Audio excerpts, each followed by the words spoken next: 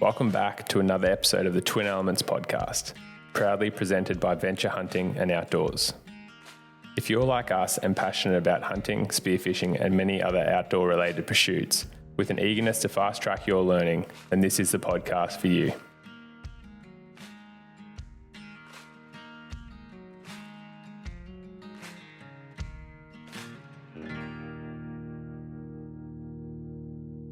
Welcome back, legends, to another episode of the Twin Elements podcast. Today we're going to be jumping in and discussing everything to do with optics, what we use, glassing tips, how to utilize the spotting scope better. The ironic thing is, as you are listening to this, Ayden and I have started our journey to the US.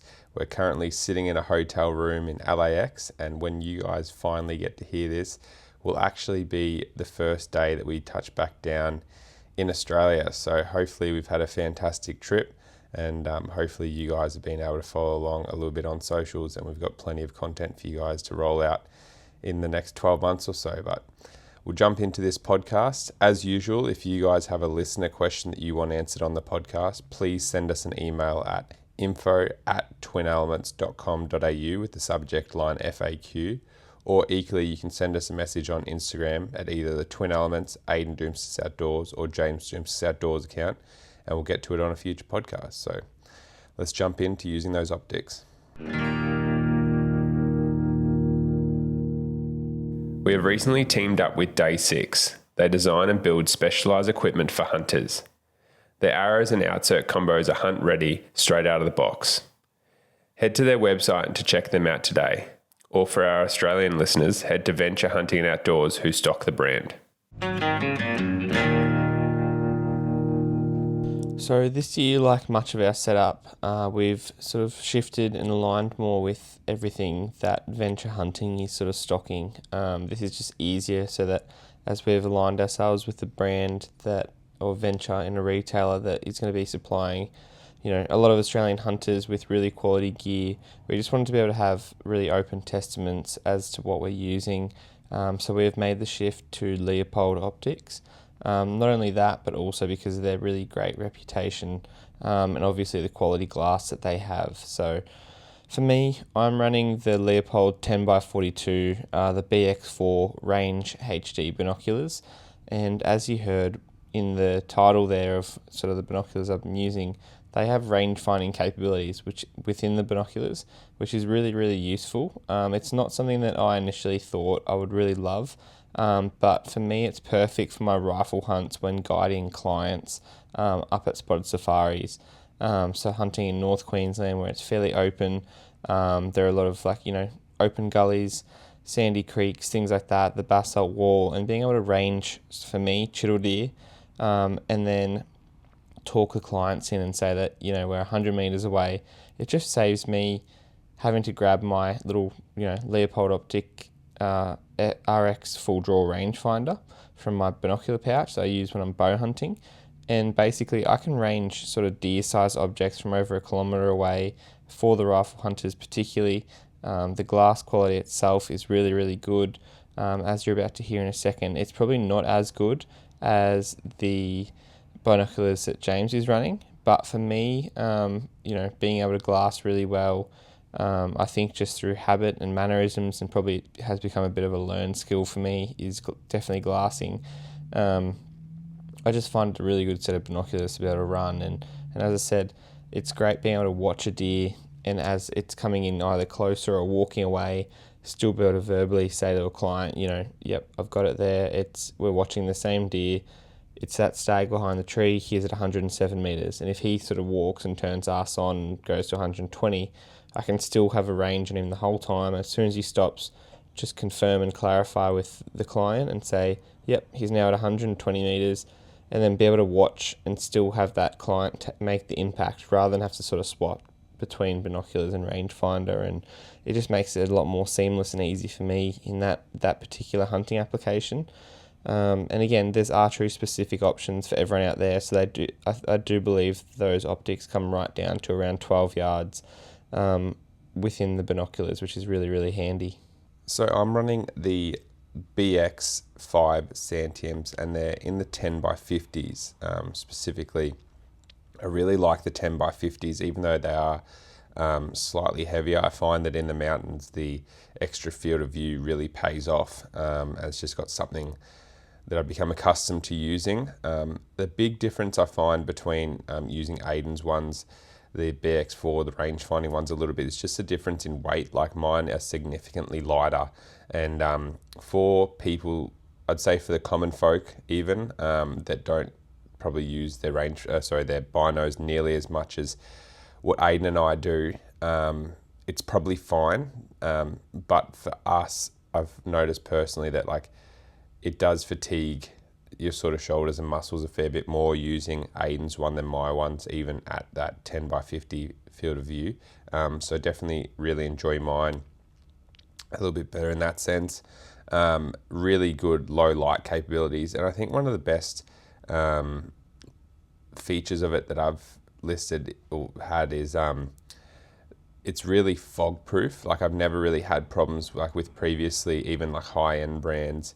I've always had problems, really cold environments or first thing in the morning, for example, if you're wearing a buff, like those sort of circumstances where, you chuck them up and you breathe once and they completely fogged in, then you got to get a cloth and clean it and so on and so forth. And generally it's the time that you run halfway up the mountain and you're getting pretty hot and then you're like breathing on the glass. It's like, that's when you're closing in on the animal and you really want your glass to be performing. And I don't know if they put some sort of a layer over the top or whatever. I just never had a problem with it fogging, which, like I said, compared to some other high-end brands that I've had, has just been like a huge relief and a nice little change. Obviously waterproof, and the glass quality in that Leupold BX5, like the Santiums, that's their high-end range stuff, so you know that the quality is going to be really good. And the nice thing is it's backed by a lifetime warranty, which is nice for people like us that may be a little bit hard on our gear at times. I mean, it's probably two things. We're out there a lot, but we also expect a lot from our gear. It gets put through the paces and it's stood up really well. Really keen to use it this trip, as they are a fantastic set of binoculars. The next bit of kit that we have in our optic system is the SX4 Pro 20-60 by 85 spotting scope. We've been running this with the Alpine CF 425 tripod, which is also a Leupold product. And that's a highly adjustable 5 to 58 inch in height or length sort of tripod, which is great. It's very lightweight, which is sort of why we often run it with the spotting scope, as you would have seen and heard on our earlier podcasts on gear and stuff like that. We run the Manfrotto tripod for a lot of our filming just because it's a lot more sturdy in higher winds, can get a little bit taller, and then we just find that extra weight helps with the stability quite a bit. But here, when we're trying to add in an optional bit of kit for us, which is the spotting scope, we want that tripod and the spotting scope to be as lightweight as possible. So there's a quick attachment function with that tripod. The option comes obviously with the base plate. And then the biggest thing about the spotting scope in particular is just that super high resolution. And then obviously the benefit that we like to utilize is pairing that with a Mag Pro for filming animals, and also being able to have those digiscoping abilities where we can basically just slap on with a magnet feature the iPhone to the spotting scope, which acts as a bit of a digiscoping setup, as I said, and we can sort of see things a bit more clearly rather than having to look through the spotting scope with one eye. You can then just take your eye away and look and move and utilize that iPhone as a bit of a cheat hack, and then also have the ability to film through there so that you can do things like target recognition and whatnot later and sort of review back this footage. The spotting scope, another couple of features is that it is angled compared to straight, and for those of you that wouldn't have used a spotting scope before, you might not understand the differences, but for me, I just find that a straight spotting scope is a bit more difficult to sit behind.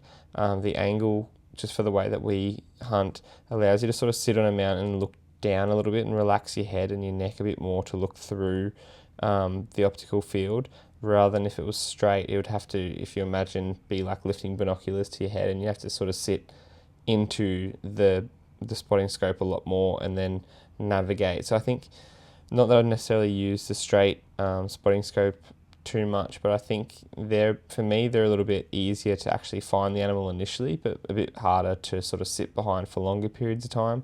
Whereas the angled spotter, I think once you get used to finding, because you imagine you're looking down on a bit of a 45 angle and then the optics sort of kick out straight, it does take a little bit of time to have that target recognition when they're looking at an animal that is potentially up to 2 kilometres away or 3 kilometres away or whatever.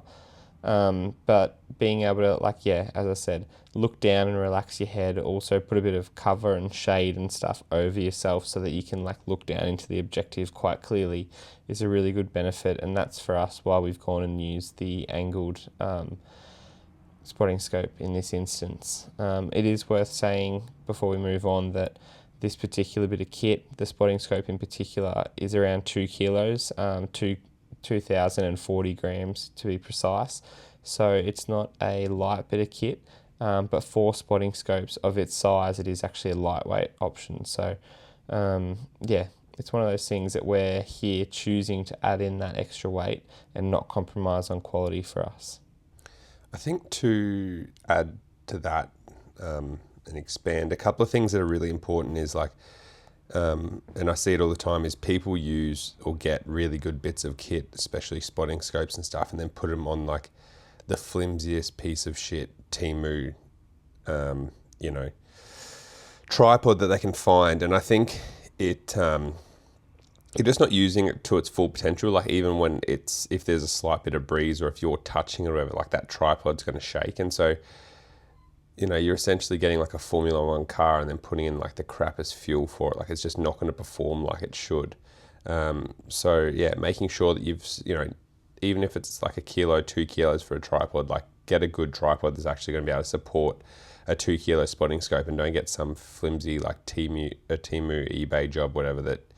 Because you're almost going to be better off hand holding or putting on a log compared to some of these tripods that I've seen people rock up in camp or seen people use.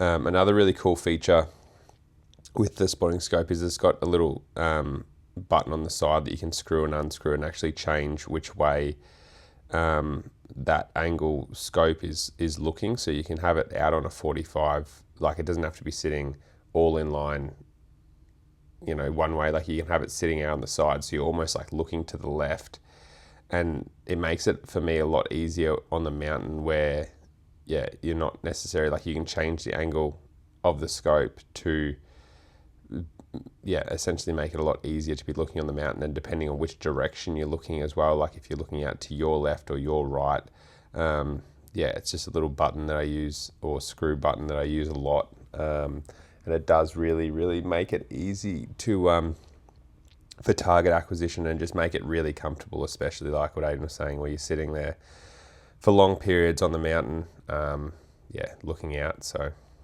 another few fun little features. The other thing is with the Mag Pro or the Mag View, I actually find that it enhances, because you lose a lot of quality in the spotting scopes quite quickly, especially in low light circumstances, and when you go from that 20 magnification up to the 60 magnification, whereas with actually using your phone, obviously, and the camera on it, you actually can zoom in a fair bit before the quality starts decreasing. And especially with iPhones and stuff, I know nowadays that once you get, because they've got multiple lenses, you can jump up to 3 times magnification in your phone and it'll still be the same resolution as the 1 times. And so that means you can get you can almost get to 60 but you need to have your mag view and be stable and everything like that. But just a cool little feature, especially in those low light settings or animals that are really far away and just trying to get a good understanding of trophy potential, or is it worth chasing that animal. Really good to have. But then also extra feature, obviously being able to film it is just astronomically important for Ayden and I, but also even if you've got buddies and friends here in the US, or you're coming over, and especially if you're trying to find that big one or whatever, you can be oh, this is what I saw, and be able to send them a photo or video, or even just for being able to track and identify certain animals that you've seen in a unit. Very, very handy bit of kit, and really, really enjoy using that mag view.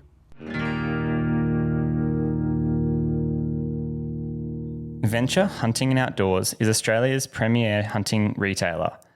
Venture started from a team of passionate hunters with the mission to give Australian hunters the resource they deserve. Through community events, top quality gear, exclusive deals, and expert guidance, Venture is more than a hunting store. It's a community. Check out their incredible mega store in Brisbane today, or head to their website to shop all things hunting and outdoors. The last little bit of optics that we have in our kit is the RX Full Draw 5 digital laser rangefinder, again by Leupold. This is a tiny little bit of kit. It's very handheld and sleek, so it's something that we're able to raise often with our right hand, bring up from our sort of binocular pouch where there's a rangefinder attachment, have it sit comfortably in there, and then bring it up to our eye, range animals, whether it's a chital deer or in this instance a bull elk at 30 metres, 60 metres, and then be able to sort of range trees, shrubs, all that type of stuff around it. So again, it's just, for me, I run the two bits of range finding. One, I've got the binoculars normally in my pouch that can range, and I'm doing that a bit further out. Whereas this, sort of is a lot more suitable and perfect for bow hunting in my opinion, which is why I've elected to use both. And again, it just, for me, attaches from my rangefinder pouch on my binocular harness, and then comes to a lanyard from there, which I can then stretch and come up to my eye. I know that James is using and trialling a magnetic attachment by Magnus Clips or Magnus Bow Hunting, and it's something that we're going to be able to report on more as we use it here in the US. But yeah, for me, I'm pretty old-fashioned. That lanyard that attaches it to the rangefinder has been perfect for my rangefinder, and just keeping it fastly secured to my rangefinder pouch. I know there's been instances where you're in the rush of ranging a tree at 30 or 40 metres, you go to sort of put the rangefinder back in its pouch and it doesn't necessarily fit in there quite well, and you can just drop it and have it not, it's got enough stretch and give, but not also the rigidity where it doesn't just drop to the ground and clang on things and hit the ground. It sort of just drops a couple of inches and is sitting there on the side of your sort of belt or hip, without actually hitting the ground or affecting any noise of the hunt. So for me, that sort of rounds out our optics. And again, keen, as we said, to try this magnetic clip attachment by Magnus, where hopefully then it's as simple as attaching that to an area up high and near our eye, so it's just a smaller movement once in closer. As you can imagine, that rangefinder will have a little magnetic clip on it, as well as whether it's on the backpack, on our shoulder, somewhere like that, sitting on our collar, where it's just one less movement and a bit closer to the eye rather than all the way down on the rangefinder pouch, which is on our bino harness. A few extra features of the rangefinder that Ayden didn't mention is you can actually set it up to predict your arrow flight. So if you put in your arrow weight and your feet per second, you can actually get it to show what your arrow flight's going to be and predict whether it's going to hit certain vegetation in the way and stuff like that. So if there's a branch at 20 meters and you're shooting 40 meters and stuff, and you're wondering if you're going to get under it, it's actually got features for that you've just got to set it up. Like, we specifically haven't done that because we're shooting pretty close range. Like, most of the time it's going to be less than sort of 30 meters, but yeah, there is features in there that to do that if you set it up properly. Another really cool feature, which isn't going to be that relevant for a lot of you guys, but is just cool to know, is that Leupold's actually teamed up with Onyx, and similarly you can actually range a spot and have it connect to your Onyx, which I just think, like, how incredible would it be? I know there's been so many times where you're okay, well, like, you could actually range the bench that an elk or a mule deer or whatever's on.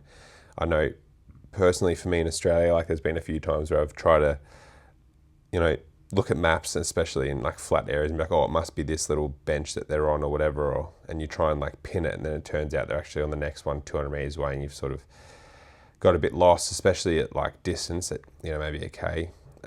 Whereas actually being able to like range that bench and get a waypoint pop up on Onyx, I think obviously it's just using technology to the full potential, and just increasing your accuracy. And if it's all these little 1%ers that really do add up, and make sure that you come in from like the right way and the right angle, and you're looking in the area, and you can relocate your game at long distances rather than sort of guessing where you're putting the waypoint and maybe in the wrong spot. So in terms of like a rangefinder and all the functions that it have, it's I've been very, very impressed with the functionality. It's not just something that you can, like, it's what you get out of it. Like I said, we haven't really set them up properly, but and I mean, they're brilliant for us in terms of like just ranging stuff, even in high grass and everything like that. They haven't had a problem.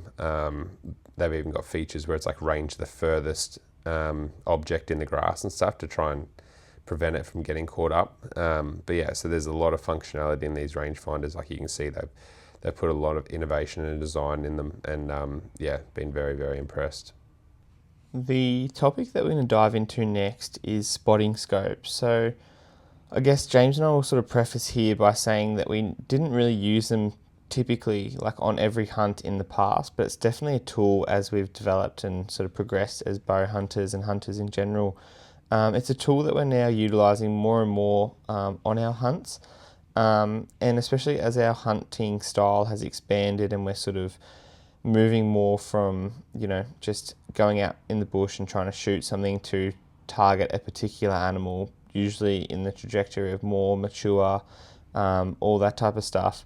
There are definitely certain applications where they're really, really effective for us. And again, that weight is sort of worth it, which is the biggest thing when considering optics, in my opinion, or spotting scopes in particular, is, in this instance, this spotter is 2 kilos. Is it worth carrying and lugging that around the hills or the mountains for that extra, resolution or image clarity? And for us, it definitely is. Like, I just think about some of these hunts that we've done in the Hunter Valley, whether it's for red deer and fallow or mountain boars, with, good mate Nick Morton long in the past, but even here in places like Montana in the USA, or on expeditions to New Zealand when we're trying to hunt tar and chamois and the likes, anywhere we can really get a good vantage point and then can sit and then glass for game for up to hours and hours and hours. Again, you can get single eye strain, but I just think that by being able to do that, you see things that you don't actually see with the binoculars, especially when using it correctly. And even when you can see stuff with the binoculars, as often with the case with spotted safaris, I definitely use it, especially around camp or first thing in the morning if I'm viewing a floodplain or a bit of a spring or something like that, or a big basalt ridge that wraps right around where I want to park the car. Even if I'm not going to carry that weight for the next, 10 hours while we go and do a big hunt or a stalk, I might just spend the first hour of the morning glassing certain areas, especially if the car's nearby, identifying it, if it saves me walking to 3 or 4 different mobs and I can rule out those mobs and say, yeah, there's no, 28 plus inch stag in there. It just saves me so many miles and saves me scenting up areas, which is really, really important.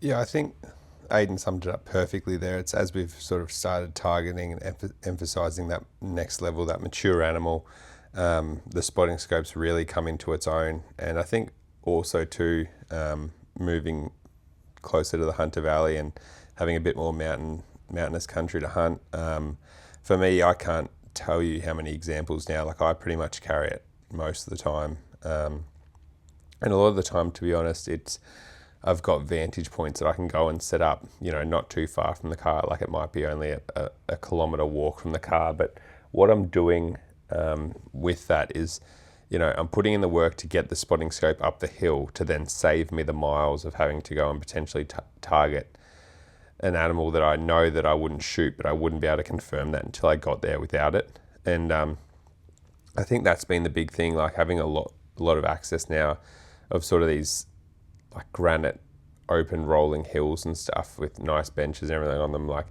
yeah, being able to assess a boar, at a kilometre, and like, even the other day, being able to film a boar, like I could see it was a boar, but not really, like just from the shape of him, but couldn't really tell if he was any good. And as soon as you put the glass, like the spotting scope on him, you're like, okay, no, no ripped ears, short tail, like big pig, like looks all the part, big shoulders and everything like that.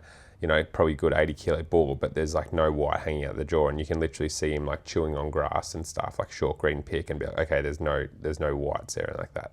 And I mean, it still might have been a pig that I wanted to go and chase just because of his big body size, but being able to identify a distance like inches, in tusks or Especially with points and stuff like that, and even with red deer, just learning their features and habits, but without being able to disturb them has been really, really important. Like being able to park up on a mountain and you're like, oh, there's a hind over there and there's a hind over there, and okay, following that through. And I just find that I pick up a lot more animals because you can really see a lot better into sort of the canopies and the trees and the shade and stuff, and really, work out what these animals are doing, but without having to put a lot of scent on the ground. And I think a lot of our success last year during the rut can be attributed, honestly, to this spotting scope, of just being able to do pre-scouting without actually disturbing their sort of routines and behaviours. That meant we had like a really good start on them as soon as the rut rolled around. Yeah, and to further build on that point for me, where I use it a lot is at spotted safaris up north, hunting the chital deer, where, our I guess mission statement is for people to come up on what, I try and make a hunt of a lifetime. But we emphasise maturity and targeting, specific stags of a certain age class. And again, for me with the binoculars, I can quite often tell that, that chital stag at even a kilometre away is a long antlered sort of mature deer, something that we're trying to target. However, with the spotting scope, I can then, really dial in, and especially with that 20 to 60 times zoom and in the low light before the heat haze kicks in, kind of, zoom in and go, oh, it's actually a really nice, 28 incher, but his brow tine's broken on his right hand side, or he's busted on his left hand side inner, or the top of his tip of his antlers busted. And what's cool is that just gives clients a bit more information to make up their decision ultimately whether they want to shoot him. Because for me, a 28 to 30 incher or whatever it may be is a mature animal, and there's not much difference in age there once you get up and start talking about those more mature animals. But for some clients, they want the perfect representation of what is a chital deer stag. And, for them 3 months ago before it started rutting, it might have been the best deer on the planet, whereas now it's broken, 3 inches off its brow tine, it's no longer appealing. And just by being able to rule that in or out as a stalking candidate at a kilometre, it, again, contributes less to pressure, which is what we're trying to avoid when, hunting these particular areas, sometimes a month apart, 2 months apart between hunts.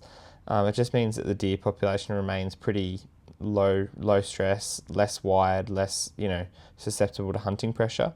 But it also allows me to do a thorough job as a guide and put glass and eyes over as many stags possible to try and, get people in on that deer that they want to eventually stalk and intend to hunt and then sort of kill from there. So I guess the same also goes for our 2023 hunt in the USA, where James had his limited entry elk hunt. And that for me was probably a bit of an eye-opener, where we used the spotting scope. It was only a crappy little Vortex one back then, and again, we chose to go super lightweight, thinking we're going to be doing all these crazy backpack hunts in, New Zealand and America. And for what it was worth, it definitely did the job. But I just look at the glass quality now, and it used to be a bit of a struggle to sort of look through and muck around with. And again, there were bigger options, whereas now we've gone with the bigger, more higher resolution, clearer image. Because again, for us, if we're packing that 2 kilos up the mountain, we just want to be able to put it on a good tripod system and see exactly what we're trying to, not sort of have to go back between the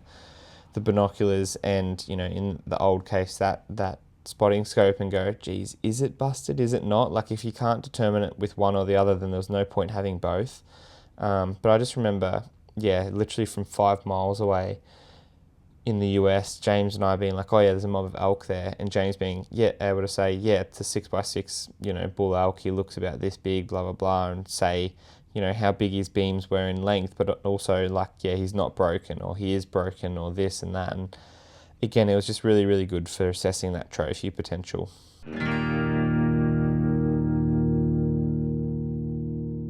Atlas Wild helps to fuel your outdoor adventures. My personal favourite is the peached iced tea in the Rise, which is caffeinated and keeps you ultra focused while on the mountain. The electrolytes and B vitamins in there prevent muscle soreness and means that you can back it up on these extended hunts day after day. We've teamed up with Atlas Wild to get 10% off your next order by using code TWIN10, that is TWIN, 10 the number, to get 10% off your next order. Head to their website and shop today. So we're now going to jump into actual glassing tips with the binoculars. And I think one of the most important things to note is actually how you glass is really, really important. It's not like there are tactics that we'll jump into for actually glassing, in front of you or on the mountain. Like a lot of the time it does end up resorting just to sort of like a grid pattern or a very structured glassing technique or approach. But if I'm moving, and this is something that people always say, like, oh, how'd you spot that so fast? Or how'd you, how are you seeing so much more stuff? And I think a lot of that is like, just like any little ear flick around like that, like gets your attention quite easily. And but the biggest thing is, I think, just knowing where to look at certain times of the day. And it's something that people take a while to wrap your head around. And I think, so like, to use an example, so the first thing as the sun's coming up on a mountain, like I'm not just glassing, like I'm not going to be doing a grid pattern. Like when the sun's first coming up, the thing is I'm going to be anticipating where these animals are going to be glassing and like trying to locate them there first. So before I start looking into the heavy timber and stuff like that, like I'm going to be looking straight at the benches where generally the feed's going to be pretty short and you can identify targets even in the low light and be like, oh yeah, there's some pigs there or there's a deer there. Equally speaking, glassing the hilltops and stuff like that where it may be silhouetted, and these even can be like in what I would say like micro environments, like on a dam bank, for example. Like if a boar actually walks over a dam bank at 800 meters away on a flat bit of land, like you're going to see that from a fair way away, and it just gives you a good indication that there is game there, an animal there. But yeah, just trying to locate and think, okay, well, what are the animals going to be doing? Like, yes, you can look into the timber and spend all your time looking in there, but it's probably going to be low results or low gains to be made by parking up and really, really looking into that thick timber. Like I think, yeah, trying to source and identify where the animal's most likely going to be and almost like cheat the system in the sense of like, okay, you've scanned all the open benches and all the open country where you're expecting them to go, and it's okay, now start glassing in these like maybe transition corridors and that type of thing, trying to like locate where these animals are. But yeah, definitely like trying to think where the animal's actually bedded. And another really important feature that is probably more like flatland country, but it definitely caught me out earlier on, is like that first bed that a buffalo or a chital deer or anything rusa is going to have when the angle from the sun is quite like low. The shade angle is going to be quite far out to the left or the right, depending on the tree and whatnot and what time of day. And so you're not actually looking, like sometimes there can be with a really big tree with a high canopy, like where you actually need to be looking is, 20 meters to the right, just say, of the tree. And it caught me out a lot of times where, especially with like single bedded stags in high grass, you're like looking under the tree and you're like, no, there's nothing there. Or you've just watched a stag on bed, but you weren't really thinking, it's okay, where's the actual shade? And like, that's where we're really talking between that, like 8:30 if it's early and they're bedding all the way up to like sort of 10:30. By then 10:30 the shade does start moving closer to being like from 10 till 2, it sort of does become right under the tree. But yeah, in that earlier morning or maybe late arvo, just really thinking where the sun's kicked out to the side, like glassing under there. And especially if there's a bit of grass or a bit of, broken cover, like some fallen timber or something, like it's incredible what you can lose out those sides, and especially because you're not looking there. So really just having the back of your mind, where exactly is the shade that I need to be looking under, not where's the tree that I need to be looking under. And like I said, we're only talking about 1%ers here, but yeah, I can think of a few distinct times that it's cost me some really good opportunities on solo stags that went embedded, out to the side rather than directly under a tree. So I get pretty passionate about glassing and optics and just using our binoculars to obviously see more. Again, it's not, an expensive bit of jewelry. It just sits around your neck or in your binocular harness. And for me, I definitely think that some people are born with a bit better vision, or for some people, often as we age, I think our vision deteriorates naturally a little bit as well. But I've seen countless times, and again, not to sort of make this a podcast about spotted safaris, but I think for James and I, where we've really got our love for glassing and looking through binoculars and just using our optics a lot, has come about from probably the chital deer hunts initially, where you're scanning and sort of canvassing that landscape for the tip of an ear or a tip of an antler or whatever it may be, a tiny little spot in the grass from a chital deer. And we were doing this for hours and hours and hours, and that's where I've actually seen that over, my 3 or 4 day chital deer hunts with clients, you see them, if they're willing to actually learn how to, one, use their gear properly, but two, you learn, and quite frankly, from them being pretty much dog shit when it comes to glassing, and everyone comes with a bit of an ego and says, yeah, I'm really good at glassing, I spot deer here and here and here, but it's like most people can spot a sambar deer on a green, short fringe, walk across a paddock next to the Angus cows and then go into thick scrub. Like, most people won't miss that, and most people won't miss the boar at 300 metres on an open face, but once that boar moves into a bit of timber or blackberries or whatever, it does get a little bit more difficult. And for me, like, having people visibly come and learn and be, as I said, quite ordinary at glassing, and then eventually be able to start saying and have a bit of like banter, almost a bit of camaraderie, and try and challenge me to like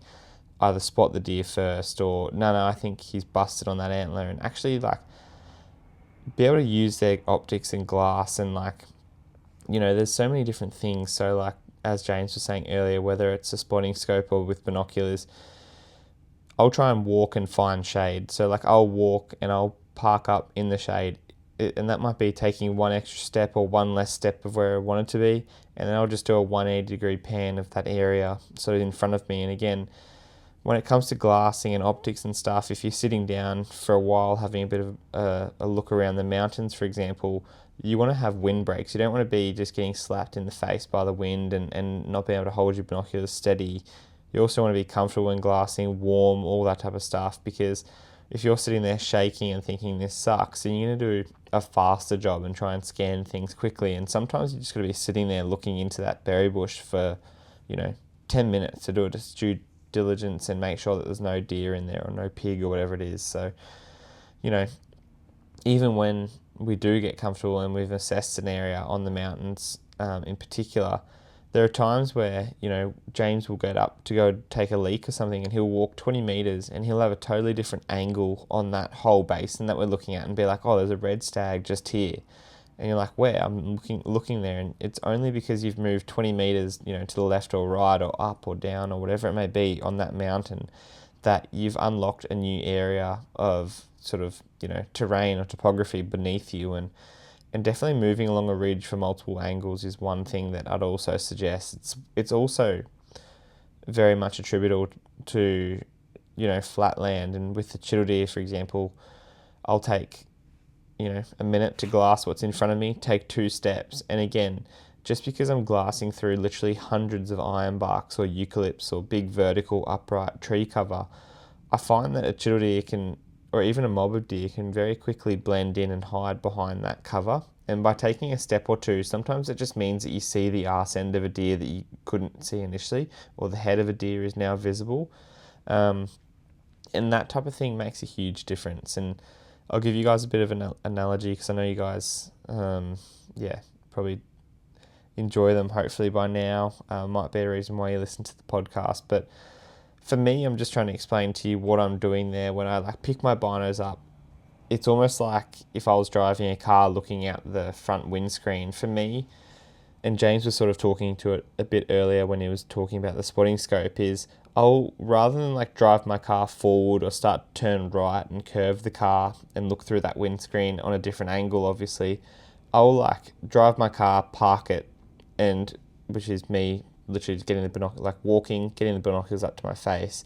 And within that windscreen, rather than turning sort of left to right and going around that full 180 degrees and starting to drive the car to move left or right and get more of an angle, I'll, within my binoculars, go from the top of the windscreen across to the right, drop down, and I'll do that backwards and forwards within that field of view.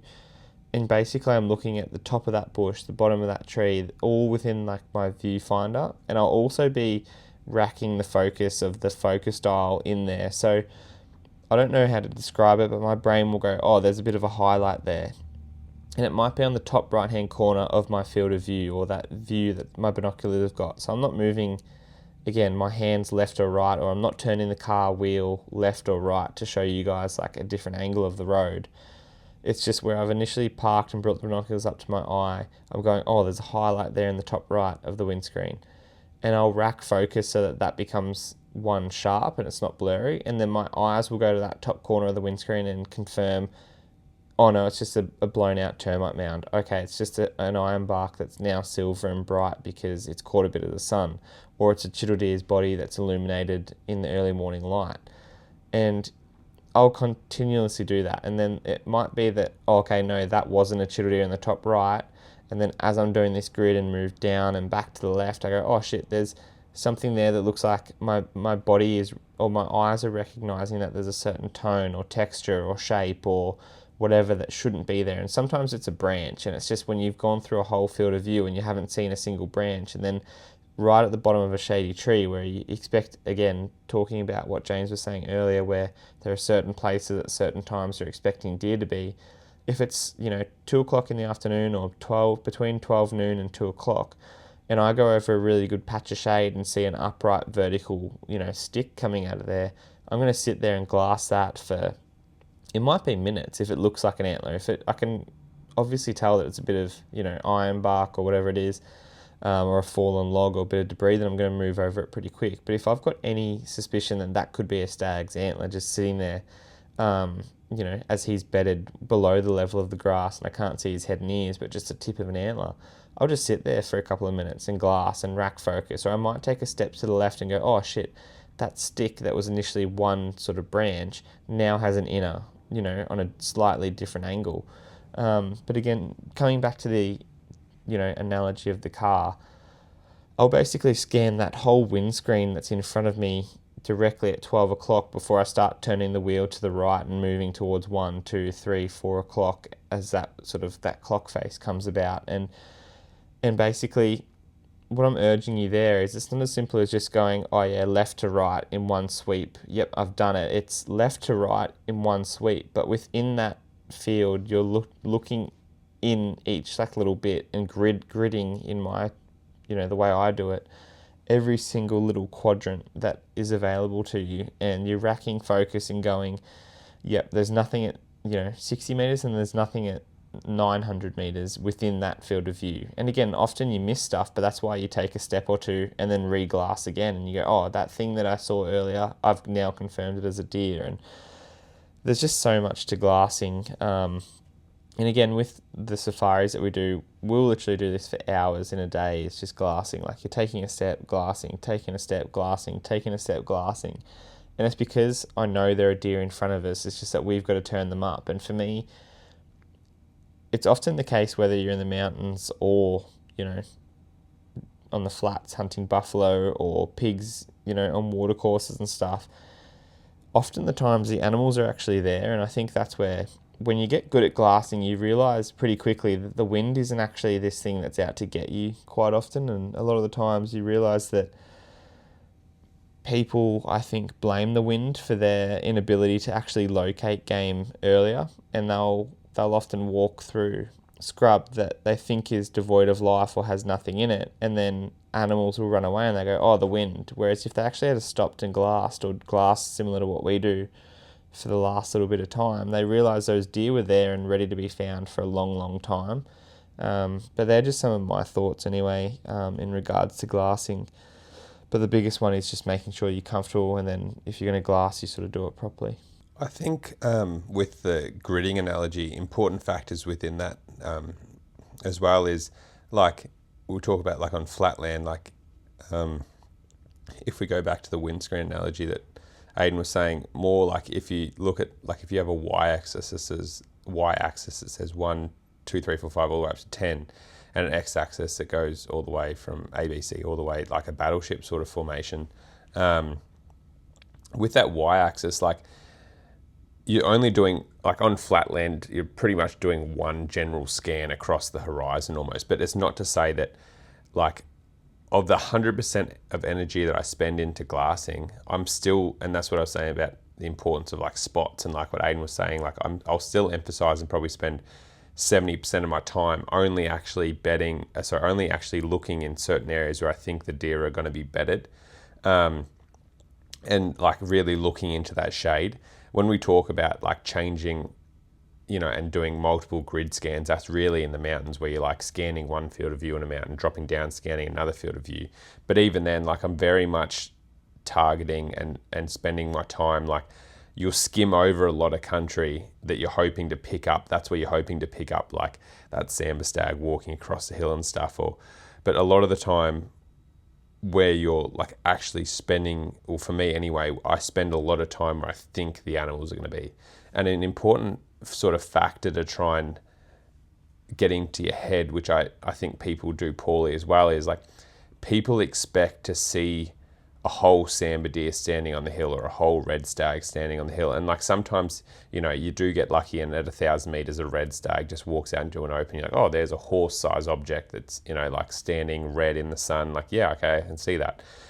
But for me, I think like what I try and do is find like that smallest possible feature of an animal and be looking for that. So for chital deer, you're generally looking at like, the top 10 or 15, or not even, probably 10 inches of their main beam in the grass when they're bedded. You're probably looking at ears, especially, like that's a huge one. Looking for a head, looking for even just like a bit of a hair or arse of like a red deer or a sambar or something like that might be different coloured. Like pigs, obviously in creek beds, you're looking for that nose, those ears, maybe a tail or a set of nuts, hopefully.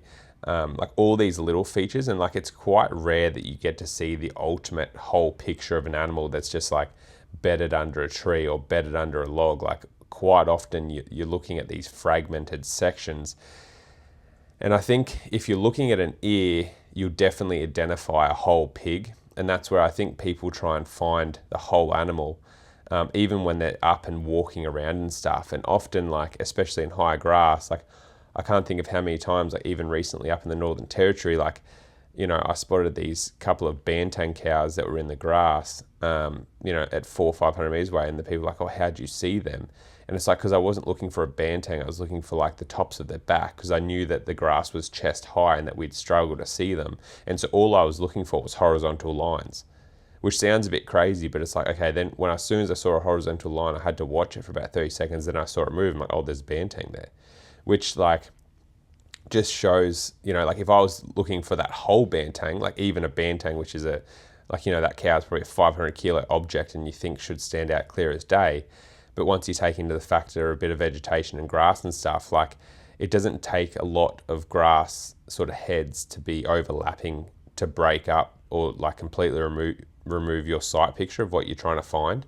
And that's like really important too, like working out how high the vegetation is, because like obviously hunting up north in just say August where there's pretty much no feed is going to be very different to hunting straight after the wet in April, May, where the feed's up at chest height and you're trying to find pigs, for example. So really just having that in your mind, like, and even just in terms of like if you want to go and hunt that pig, like I've had times where it's like, oh, it must be only a small boar, and then you get over there and the grass is like waist high and you're actually like, okay, this is probably like 100 kilo plus pig. So just thinking about all those factors when you're glassing, and especially, like I said, trying to find the smallest possible bit of the animal you're trying to target or whatever, really, really helps with then, generally speaking, finding a bigger, the rest of it, sort of like Where's Wally almost. And also just trusting your instincts as well. Like it sounds silly, but like you'll be looking into a shady patch or something, or you'll be like scanning, doing that big scan and like really focusing in on the key areas you think are important, and you'll be like, your brain will be like, something just moved there.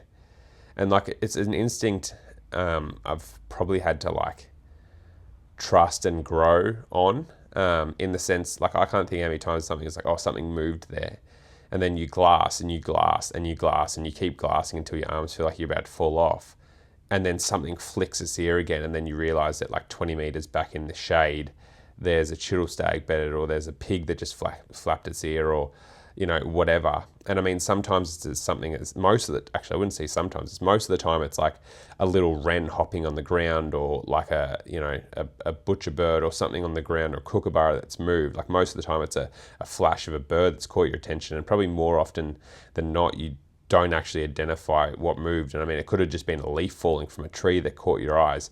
But some of my best spots at like really big ranges has been where obviously a movement's picked up your eye and you've been disciplined enough to like hold on that spot for, what seems like minutes, and sometimes is. But then it really does pay dividends because, actually there's a boar under that, that bush, or there's a stag bedded up under there, or whatever. And you see that ear or antler flicker or tail flicker, and it gets you the opportunity that you were looking for.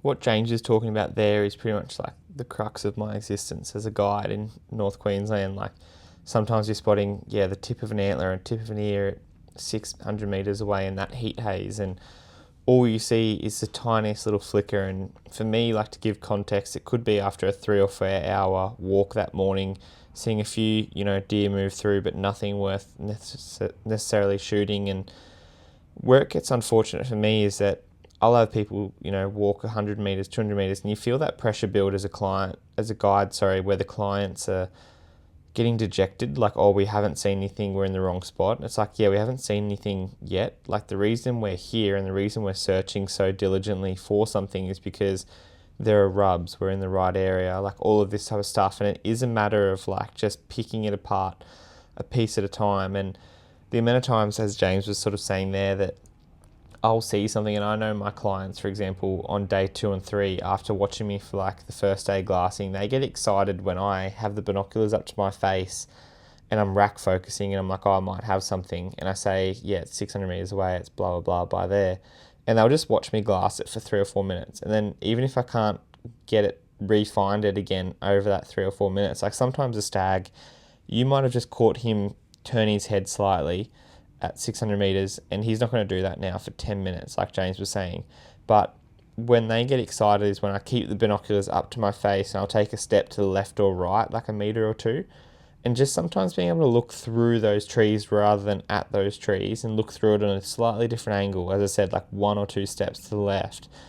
It's like, there he is. And it's just, you catch that other antler, you catch that tip of his ear, which is now exposed from the tree. And even though it was initially, like say, an antler that caught my attention, now by being able to take a step to the left or right, or just sit there and he turns his head or swivels, or a bird calls 600 metres away closer to the deer and he lifts his head up, or a hind that's next to him lifts his head up, you're able to go, it is in fact a deer. But sometimes you don't get that, that win for 5 or 6 minutes, and it's so easy to just be like, it was nothing, and keep walking the way that you thought. But I think one of the better, things or habits that I have is that when I am hunting the chill deer, I'll have like a trajectory or a line that I want to hunt, and it's often dependent on which way the wind's going, but I'll sort of ditch that pretty quickly. If I'm seeing something out to my left at 600 metres away that I think could be a chill deer, rather than just say, the car's actually over that way and I want to walk that way, blah blah blah, I'll do a 300 metre lap if I have to get a better 300 metre closer look into that little shaded spot and go yes or no, it's a stag or it's not. Because for me, any lead is better than just wandering around the bush, potentially winding up animals and scenting up areas. So again, for me, I think everything comes back to being super, super like methodical with the glassing. And another thing that I guess is just a bit of a tip or something to consider would be also just having the ability to be able to like talk people into where you're looking. So like for James and I, we're often hunting, where one has binoculars, one's filming, so it's a bit different. But still, if I see, a big bull elk 5 miles away, I want to get him focusing on that rough area where that big bull elk just walked through or is as quick as possible for filming opportunities. And the same goes for me with guiding. It's like once I see an animal, it might not be there forever. I want the clients to be able to see it, and if they can't, like we're on the move trying to get closer and cut that distance, I guess. And being able to like find, I guess, a definitive point or definitive tree, like if you're looking at an area and there's only one massive rocky escarpment and you can say, okay, from there it's at 6 o'clock and then work on, clock angles from that definitive object is super, super rewarding. We're sitting here in a hotel room, so it'd be easy for me to be like, oh yeah, see that lamp, but there's 3 lamps in here. So I need to be more specific. See that lamp, and to the right, there's a coffee machine with 2 cups. From there, James goes, okay, that lamp over there has nothing next to it. This lamp has a coffee machine and there's 2 cups. Like, yes, we are identifying the exact same bit of turf. From there, move, 6 inches down left towards 9 o'clock on a clock face, and you'll see that stag's antlers. And from there, once you've set up that definitive object, it's not, oh, see that tree? Because I get clients be like, yeah, just near that tree with it's got a termite mound next to it. And you're like, oh, okay, that's good. That's ruled out like 1 tree. There's still a million trees in front of us in North Queensland with a termite mound at the bottom of them and a woody sort of upright thing called a tree. Like, we've got to be more specific than that. And I know it's like excitement, nerves, whatever, stress, whatever that comes into it, but you've just got to be able to have like an analytical approach and then help bring your mate or whoever it is into actually seeing what you're trying to see. But there's just a few fun little tips. And yeah, honestly, we could talk about glassing forever. And as I just said, then we're in a hotel room at the moment here in LA. So we've actually got to go and wander off to Breckie shortly and get going for our connecting flight to Montana. But please, if you guys obviously have any questions like further to glassing, this has been a bit of a rushed podcast just to get content out to you guys, but please send us your FAQs and stuff like individually on top of this, because there's stuff that we always have to try and have a bit of an idea of what we're talking about in terms of setting it out clearly and having a few notes and stuff. But this was just, let's just talk about optics and glassing while we can, because it's important. But we're sure that, there's so many things that we've overlooked here that we'll readdress either through FAQs or in other variations of podcasts. Bringing target precision to hunting camp, Option Archery makes specialist gear. Their quiverizer is one of our favourite bits of kit. This stabiliser combined arrow quiver is extremely unique, cutting weight with its clever 2-in-1 design. The Option sights are versatile in this regard also, offering both a single or multi-pin sight housing within the same sight. Shop their products today. Yeah, just to round that out, with what Ayden was saying with like talking your mate into an object, like he was saying, like with the lamps and stuff, in the mountains, I find that the easiest thing is actually to identify something on the skyline and then talk people down to it, or to like find an object that is just like indiscriminately, like you go, hey, see that big white rock there? And it's like the Pride Rock from The Lion King. Like the first object, like it's very easy once you've identified like an initial starting object to talk people in. Whereas like I find people like, oh, and it's interesting that Ayden talks about it because I find he does that with me. He's like, oh, see that tree over there? It's like, yeah, cheers, bro, thanks. But the other thing that is really like I try and do with flatland is actually start really close. Like you say, okay, see that, and like I'm going to say something very obvious here, but like see that stump or that termite mound. But the fact is you're going like at 12 meters.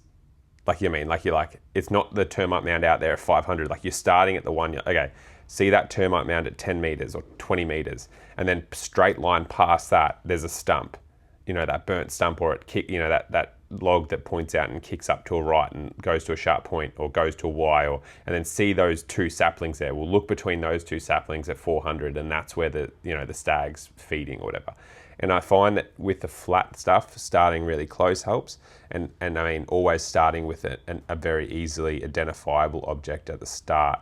A couple of extra pointers as well is making sure you're comfortable when you're glassing. Like we use the quiverizer, and like part of like I'm gonna say 90% of the reason why I use the quiverizer now is purely because I can glass with 2 hands. Like that is a huge factor of why I love the quiverizer. Another thing that I do is if I'm glassing really far, like all of a sudden there'll be plenty of hunts where like I actually will hold the brim of my hat to try and get more steady, so you're not just holding it, you're like sort of a bit more secure, almost connected to your skeletal system through your head. It just grounds you and stuff. But there's so many times that I've been walking on a mountain, and if I think I see something that I need like to be a bit more steady on or get a bit more range out of my optics, like I'll just sit down like when I'm walking around, and people are like, what are you doing? And they like look at you funny. It's like, yeah, but being able to just put your binos on your knees and be able to glass out and not be shaking stuff just makes it so much easier to identify, okay, was that like a deer's head or a roo or something like that? And obviously that's mainly for in the mountains. Like if you sit down in the grass when it's flat country, you're not going to be able to see jack shit. But in the mountains, being able to sit down, put your glasses on your knees really quickly and get steady, it's like, oh yeah, that is actually a stag I want to go and chase, or a buck or a boar or whatever. And it just gives you that little aspect of being steady. Like there is some incredible technology out there coming out with like image stabilizing in binos. It's going to be really interesting to track in the future. But yeah, just in summary, like making sure you're actually steady and really comfortable when you're glassing. Like, yeah, using two hands, like obviously that's not always one, but yeah, getting down on your knees and using your knees as a, or sitting on your bum and using your knees to steady you even when you're walking around and stuff. Yeah, it's incredible how much extra you'll be able to see or just quality you'll get out of a pair of binos. Alrighty team, it's that time of the show where, as usual, if you guys have any questions for us following this podcast, please send us an email with the subject line FAQ to info@twinelements.com.au, or simply either send us a DM at Twin Elements, Ayden Doumtsis Outdoors, or James Doumtsis Outdoors. And as always, we will strive to answer them on a future episode of the podcast. Or even if you don't want it featured on the podcast, we'll obviously just run through everything with you there in the messages or back via email. So today's question was sent in by Mitch Martins. He says, "Hi guys, listening to and watching your stuff has prompted me to go and buy a bow because rifle hunting was getting a bit boring. If I wanted to go pig hunting, what sort of group should I be shooting? Say, for example, I'm shooting consistent tennis ball size groups at 20 metres, good enough to go and confidently hunt pigs at 20 metres and under, or should it be more like golf ball size groups? Thanks heaps, Mitch." So, Mitch, firstly, thanks for writing in, mate. We appreciate it. I know for rifle guys, they use MOA or minute of angle, which, for example, like is a 1 inch group at 100, 2 inch group at 200 and so forth. Yeah, we have pretty similar rules, I guess, where, yeah, you should have a pretty good group. Like, you know, not to say that a tennis ball group at 20 isn't going to get the job done, but a tennis ball group at 20 meters, once you add in a fair bit of adrenaline, because, you know, it's a very big difference between shooting a pig at 15 or 20 as it is shooting a pig at 100 or 200. You know, like even just shooting a sow, like I've seen people melt that have come from rifle hunting and had to shoot a sow at 15 or 20 meters that were really previously good shots. So I think the better shot you can be before you actually get put out there.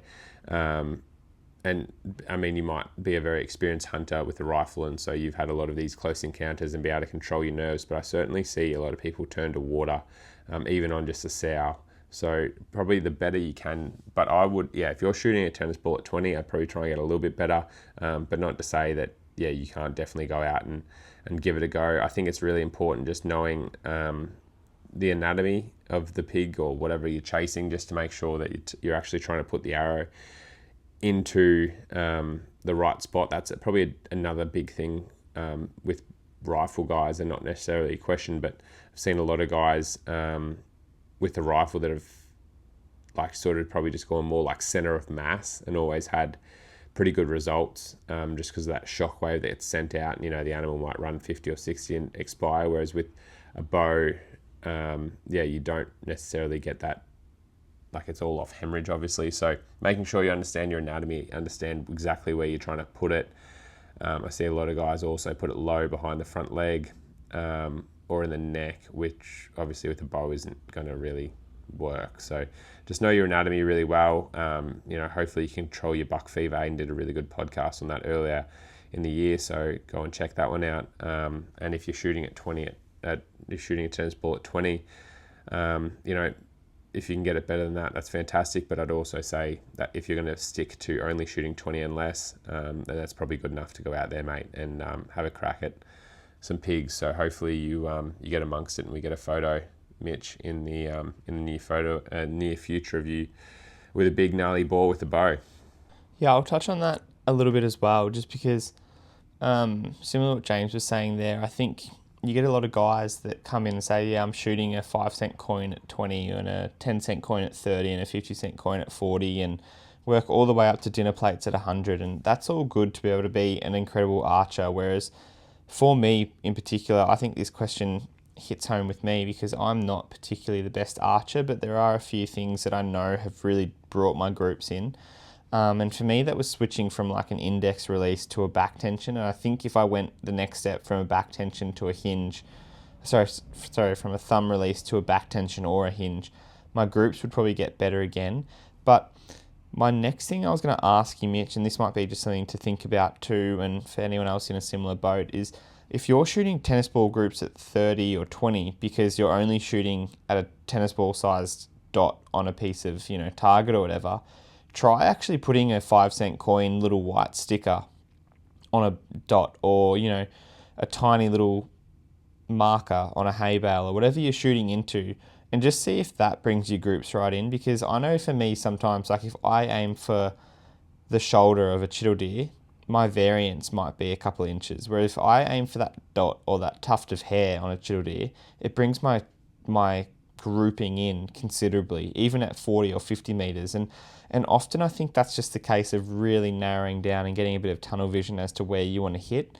And again, this I just want to bring it back to, because I think a tennis ball size at 20 in your instance will probably be good enough. Again, I'm not there and everyone's different and stuff like that. So I don't want to be the guy that if you can't shoot, a 1-inch group at 10 meters and a 2-inch group at 20 and whatever, and go all the way up, make it for bow or rifle, however you like. Because again, bring it back to the chital deer, I've had a client where, hopefully everyone's had a rum in their time and they know what the polar bear looks like on the rum box. But we put this box of rum out at 200 meters and he put 4 bullets from a 270 projectile caliber rifle into the polar bear's head at 200 meters. And I'm sitting there licking my lips going, yep, this is bloody going to be the easiest hunt. Like, we shoot most of our deer less than 100 meters. If old mate can shoot it at 200 meters and put 4 bullets in there, like, this is going to be easy. The next day, he missed a stag completely at 60 meters. Completely relaxed, was bedded down, stood up, had a good rest, all of that, and missed this deer at 60 meters. Rifle had not been touched. It was purely hunter being nervous, and very much like human, issues and things like that. So hopefully that gives you a bit of, perspective as to, we can be the best shots and archers on a target block or foam, target, but then when it comes to the field, it's totally different ball game. And unfortunately, you probably will wound a few pigs, and it obviously, for me, won't actually be a result of your gear. It will probably be, again, not knowing the anatomy and not knowing your shot placement, being a bit too fast or hasty or rushing. So my biggest thing would be, do the time, which it sounds like you've done, shoot adequate size groups, but then now you do actually have to go and, hunt and play it out and see how it unfolds in the flesh. And it is a very steep, severe learning curve, and obviously we're trying to put the animal's welfare and everything at the forefront. So it's great that you're asking these questions, and hopefully this has helped someone else out. But keep sending us in questions. We appreciate it, and hopefully this has helped a little bit with your progression into becoming a bow hunter and keeping the rifle locked away in the gun safe for a bit longer. Well, thank you, legends. That wraps up another episode of the podcast here. As I said earlier, we are sitting in a hotel room here at LA. We're about to do a flight out to Bozeman, Montana. So we do have to go and quickly grab some brekkie before that. But hopefully you've been keeping up and we've been diligent enough to put everything up on our socials and had a few stories come out. We are going to have pretty limited service, but hopefully every couple of days when we check in, we can chuck some stories up for you guys. So hopefully you can sort of live vicariously through us and feel like you're on the hunt a little bit, and hopefully we've had a bit of success and also mainly just got a heap of content to bring back home for you guys to hopefully inspire you to one day come over here and experience hopefully the things that Ayden and I are about to witness and experience, because it is truly a hunt of a lifetime. So it's an interesting way of recording a podcast before you're about to leave, but hopefully there's plenty of adventure to come, and hopefully you guys can share in that adventure with us through our socials and future podcasts and videos as well. No rest for the wicked. We've obviously been catching flights, sitting in hotel rooms, sitting in the Qantas lounge. Thank you very much, James, for letting me in there and experiencing that. It is a good thing being able to do that. I'm normally a bit of a Jetstar grub and don't get that benefit, but on the 11th and 12th of October, we'll be back that week, and James and I will both be attending the Wild Deer Expo run in southeast Victoria, Australia. The event this year is being held at Lardner Park, as I said, to the southeast of Melbourne. So you can go and check that out via www.deerexpo.com.au to get your tickets today, and make sure you guys swing by the Cayuga Broadheads stall. We're going to be there for 2 days celebrating the event and what it is, as well as just, being able to hang out with like-minded people. Really, really keen for that, and we're hopefully going to be able to share with you some of the action from our America trip. As we said, we might still be a little bit jet-lagged and whatnot after what's been a big month in the bush, but it's going to be great to meet so many like-minded people. Please do come down there, support the community, and contribute to the hunting scene and outdoor scene down there in Victoria. Yeah, it's going to be a great event. Like Ayden said, we're going to be at the Cayuga booth, so come down, say hey, and we'll obviously have plenty of videos there, hopefully, and stuff, and can run through some hunts with people and experiences in the US. So if you are going to the expo, or firstly, if you live around Victoria, please go to the expo, or even southern New South Wales, come down, make it a big event. Just supporting that outdoor and hunting industry. Secondly, if you do end up coming, come and say hi to us at the Cayuga booth. More than happy to have a yarn and share a few stories from the US and hopefully a few successes. So hopefully we'll see you all there. But for now, I just want to say a big thank you from Ayden and I for supporting the podcast. Stay tuned on future episodes of the Twin Elements podcast, and hopefully we have a bit of luck over here in the US. See ya. We better go catch this flight.